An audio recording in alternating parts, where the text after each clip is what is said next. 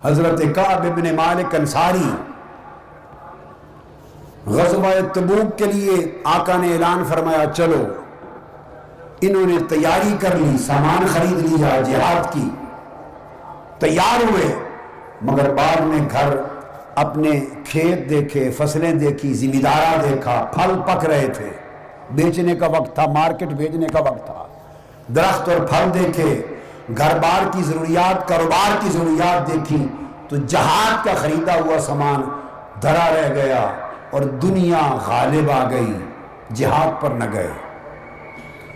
پلٹ کر جب جہاد سے آقا علیہ السلام آئے تو آپ کو خبر تھی کہ 3 نہیں گئے تھے صحابہ، ان میں سے ان کا واقعہ سنا رہا ہوں، ان میں کعب بن مالک بھی ہیں. جب وہ آئے تو آقا علیہ السلام نے چہرہ انور پھیر لیا، ناراض ہو گئے، معافی کے لیے حاضر ہوئے.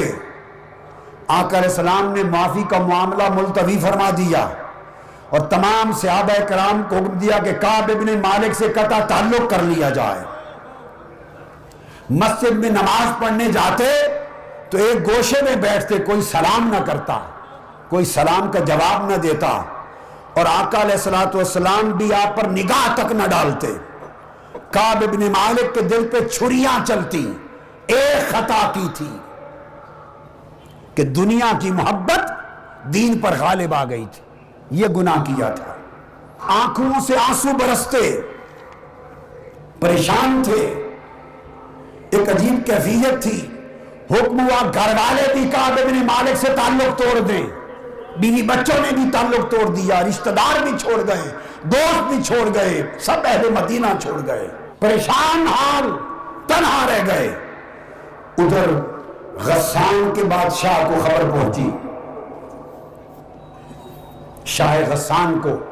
اس نے خفیہ سے جاسوس بھیجا خط دے کر.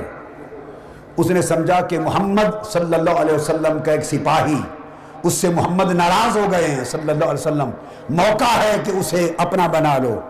خط میں لکھ بھیجا کہ ہم نے سنا ہے کہ تمہارے صاحب اور ان کے دوسرے لوگ، انہوں نے تم سے قطع تعلق کر لیا ہے.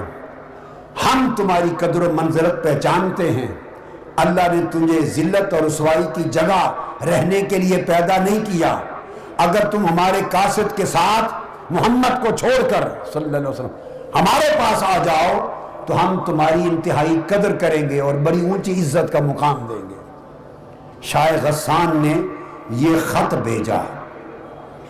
یہ پوری بات صحیح مسلم میں آتی ہے، کتاب التوبہ میں، صحیح مسلم کی کتاب التوبہ میں یہ حدیث آئی ہے. اب حضرت کعب بن مالک روتے تھے آقا کی ناراضگی پر، مگر جب شاہ غسان کا، جب دشمن کا خط آیا، اس کے بعد آنسوؤں کو سیلاب جاری ہو گیا، جگر پھٹ گیا، ٹکڑے ٹکڑے ہو گیا، دل ٹکڑے ٹکڑے ہو گیا. اور وہ یہ کہنے لگا دل میں کہ آقا آپ تو ناراض تھے، اب میری بدبختی کا یہ عالم کہ حضور دشمن بھی مجھے اپنا سمجھنے لگ گئے ہیں، اور دشمن مجھ سے بے وفائی کی توقع کرنے لگ گئے ہیں، اور دشمن مجھے خفیہ بلا رہے ہیں اس امید پر کہ شاید میں آپ سے بے وفائی کر کے ان کے ہاں چلا جاؤں گا.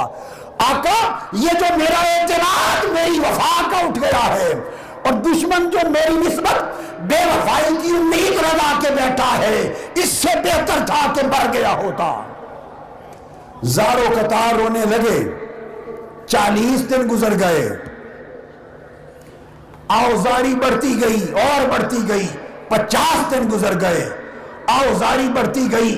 جب اس کے ہاتھ جواب بھیجا کہ شاہ غسان کو بتانا کہ یہ تو میرے محبوب نے مجھ سے چہرہ موڑا ہے ناراضگی کا، خدا کی قسم عمر بھر بھی خبر نہ لے تو دن کی غلامی میں آ گیا ہوں، وہ جوتے بھی مارے تو میں تمہارے پاس آنے کو تیار نہیں، ان کا بن گیا ہوں، انہی کا بن کے رہوں گا.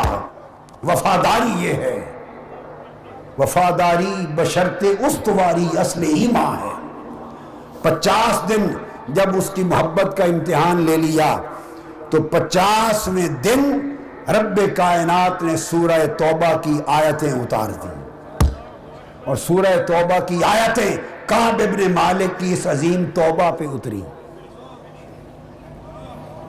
آیت نمبر 117 اور 118 اتری، اور پھر اللہ رب العزت نے فرمایا کہ اللہ نے توبہ قبول کر لی، فرمایا وَعَلَى الثَّلَاثَةِ الَّذِينَ خُلِّفُوا، ان تینوں کی بھی توبہ قبول کر لی۔ دو کی بات میں نے نہیں سنائی جو پیچھے رہ گئے تھے، نام لے کے کہا۔ اب کعب ابن مالک کا ذکر قرآن میں آ گیا۔